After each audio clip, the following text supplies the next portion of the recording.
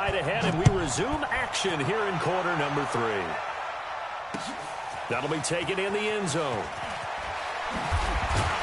And he'll wind up about 4 yards shy of where he would have been if he had taken a knee, as they'll start at the 21-yard line. The Minnesota offense about ready to get this next drive underway. They're down here, but not very much in this game. What's the tonality of a coach's talk when a game is within striking distance like this at intermission? Typically, what they're doing is emphasizing the things that went well in the first half and wanting more of that. Sure, you've got to go over some of the errors and clean up some things because there's a reason you're down. But overall, I think they want to stay positive, stay up with this team. We're just starting the second half, and we've got the football. Let's go ahead and punch it in, and then we'll take it from there. See how that recipe works. And this has been a familiar sight all afternoon as they stop him behind the line. I think it's pretty evident. We can say what a difference a week makes. Last week, he ran pretty much wild, didn't he? Did pretty much what he wanted to do. But this one, they've stopped him cold. That, to me, that's good scouting and even better execution. Yeah, and they stopped him behind the line right there. They obviously watched the tape a few times and made some adjustments. On third down, Cousins. And he's going to be intercepted a third time. Picked off by the Pro Bowler, Marcus Peters. And he will score. Touchdown, Indianapolis. Well, we know this defense has athleticism. Spots like that prove us right.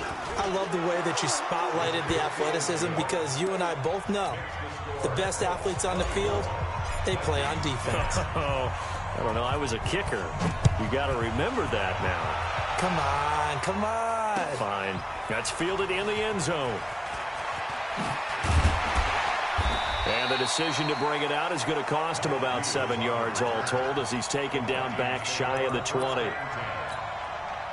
Here are the Vikings now to start their next drive. And they just had that pick six. I guess the only positive maybe of them returning that for a touchdown. This offense right back out onto the field to try to make up for it.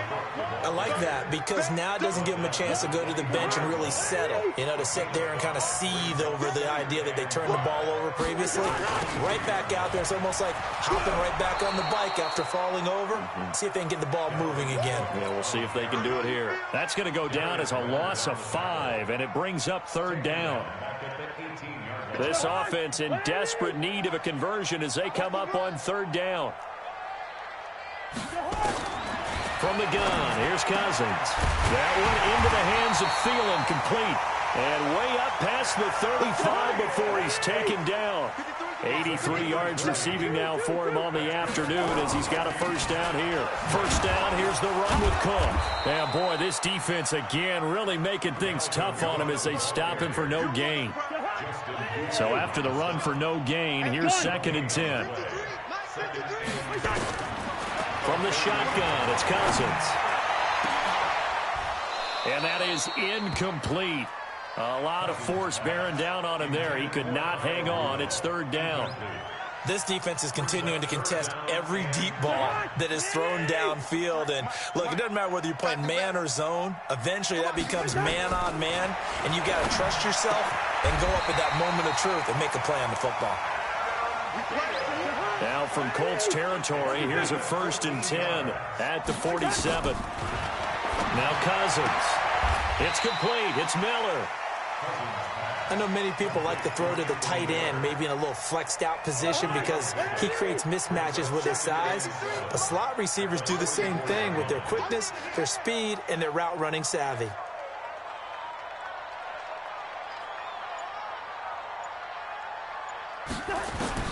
Throwing again on 2nd down. Cousins.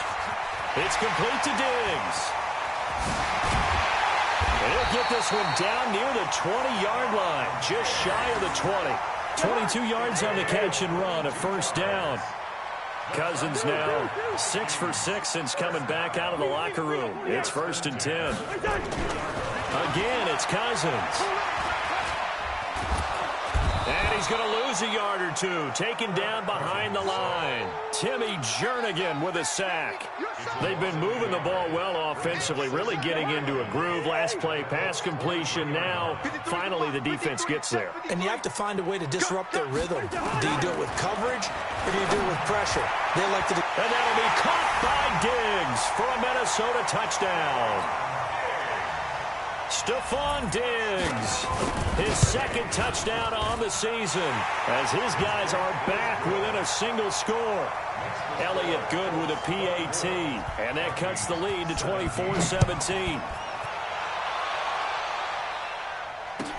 That'll be taken in the end zone.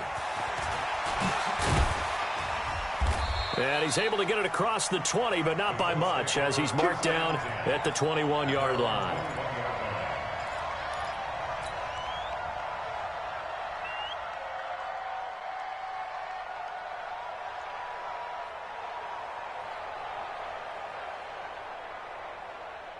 The Colts come to the line ready to start their next drive. They have the lead now. They'll be looking for some separation here as we begin the third quarter. I like the way you term that, because now I think they go a little bit deeper into their playbook.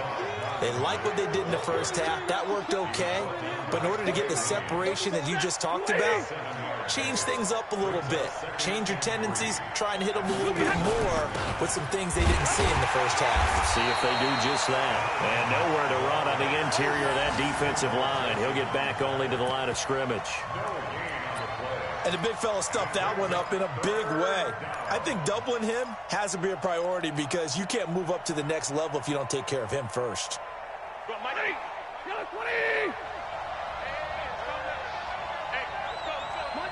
Monday.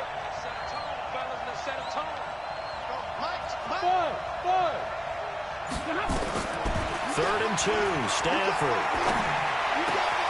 He's got his man here. It's Green. And he finally goes down, but not before reaching the 21.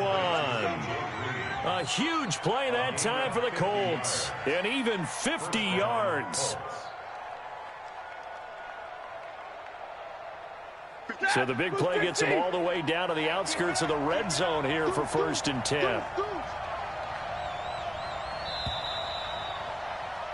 And that is going to do it for this third quarter of action. You're watching the NFL on EA Sports.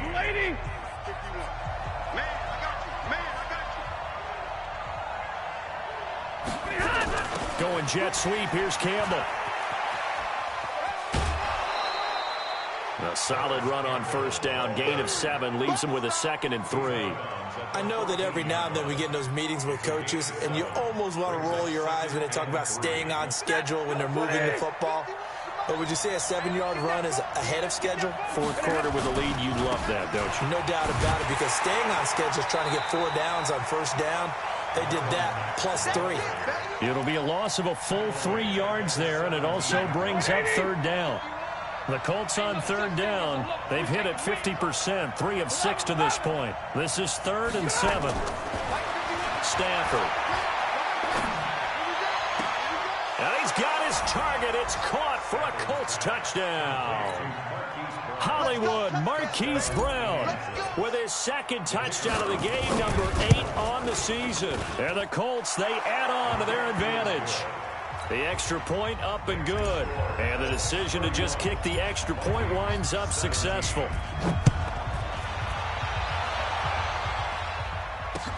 That's fielded in the end zone.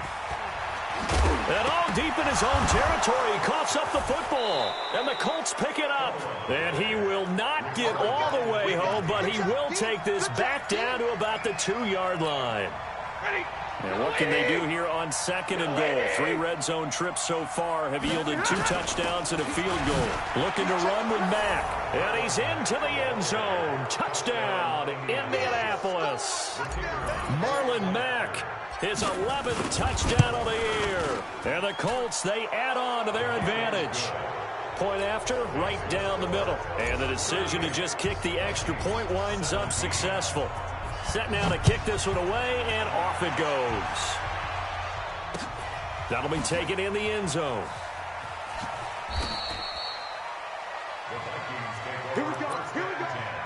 Here we go. The Minnesota offense about ready to get this next drive underway. The Colts going to use the first of their timeouts. That'll leave them with 2 remaining. We'll be back after this. Check, check, check, check. Check, check, check. Cousins now to throw on first down. And his pass is intercepted for the 4th time today. Picked off at the 39. And they have possession, and they have it at the 38-yard line. So here's a 1st and 10 at the 38. They'll run on first down with Marlon Mack. Indianapolis moving the chains there on a gain of 12. This defense, Charles, they have unraveled here in the 4th. In a sense, it's like they're being pressed like in a basketball game, and they just can't get the ball over half court. I mean, no matter what they do, they can't get off the field. They can't slow them down. They're just going up and down the field against them. Yeah, unraveling would be a perfect word for them. The tackle made there by Harrison Smith. They've called his number a lot this afternoon. You wonder how much tread is left on those tires. We certainly do, but I always think back to one of my favorite coaches in the NFL. And he used to have a meeting with his running backs every year in the offseason and say, look, as many times as you're going to carry the ball, you should be able to carry it one more time, so make sure you get in shape. They'll wind up getting 10 back as that sets them up for 3rd down. The last catch nearly got him a first, but it did not, and they'll try to convert on 3rd and inches. Out of the gun, Stafford. And he can't quite pick it. No interception so far. That probably should have been their first, but at least it's 4th down. And his kick is good. And that will extend the lead out to 24. So it's 3 more points, and that widens this thing out even further here in the 4th. And you know, in this league, you can never have enough points, but this widens it out, as you said, and now it's all about ball control, isn't it? And he'll be out of bounds here just past the 20-yard line. Let's go. Here are the Vikings now to start their next drive. And last time wasn't pretty. 1 play and an interception. We'll see if they can do better. I want to see if they want to go ahead and throw the ball again now on this drive after what happened on the last one. Throw it on the first play. Give the quarterback some confidence. See what happens. And he's taken down but able to slip across the 35. It's a gain of 16, and the Vikings have the first down as well. A 10th carry in the game for Cook. And this winds up a pickup of 2, maybe 2.5 to about the 39. The last run good for 2. Here's 2nd and 8. Cousins to throw it. He's got a first down and then some at midfield. And brought down across the 50 to the 49-yard line. Now from Colts territory, here's a 1st and 10 at the 49-yard line. Cousins gives way to Cook. He'll be taken down at the 48 for a pickup of 2 yards. And the trend continues here in the 4th like it was in the 1st, 2nd, and 3rd. He's had nowhere to run. And you're probably thinking to yourself, why do they keep feeding him the football? Well, they trust him first and foremost. They do believe that over time he might actually pop one of these runs. The bottom line is he takes care of the ball well for them, so they'll keep handing it to him. A 2nd down pass play there, but it's incomplete. The Vikings on 3rd down. They've converted 3 out of 5 thus far. This is 3rd and 8. Working out of the gun, Cousins. And Diggs has it. And he'll go down inside the 45 before going out of bounds. They get only 4 that time as that leads us to a 4th down.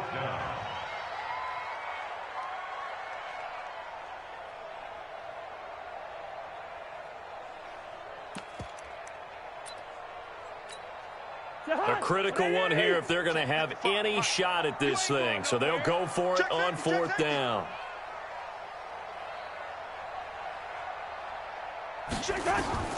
Cousins to throw for it on 4th. And my goodness, another interception. Picked off at about the 31. And his guys will take over at the 30-yard line. The Colts come to the line ready to start their next drive. And a few kneel downs should just about do it. Now, defensively, they do have all 3 timeouts, but very little reason to use them at this point. On the tackle that time, it's Trey Waynes. Well, he was looking for some running room, and there wasn't a whole lot of it there on that play. I think he was lucky to get a couple yards out of it, because those defenders, they were rallying to the football pretty quickly. They go right back to Mack. And they get him down, but not before he takes it across the 40-yard line. A gain of 11 that time, and a Colts first down. He's still rumbling, isn't he? Still looking fresh in this one despite the heavy workload. But you and I both know, well-conditioned, and he did tell us that he thrives on being at his peak late in ball games. They run on first down as they're able to get this forward for about 4. Anthony Barr in on the tackle. The run got 4. Now they deal with a 2nd and 6. Watch his flat. Watch his flat. 40 got. Throwing here, Stafford. Complete to Bryant. And he is tackled inside the 40, not quite to the 35. 16 yards the pickup there. The Colts have a first down. When this offense can get their tight ends involved, they can move the football. Here, a nice route, able to look it in, and picks up the first down. 6 guys. Check 6. White. Zebra. Check hot route. On 1st and 10, Stafford. He's going deep for Brown. And that is incomplete. Stopping the clock with 5 seconds to go.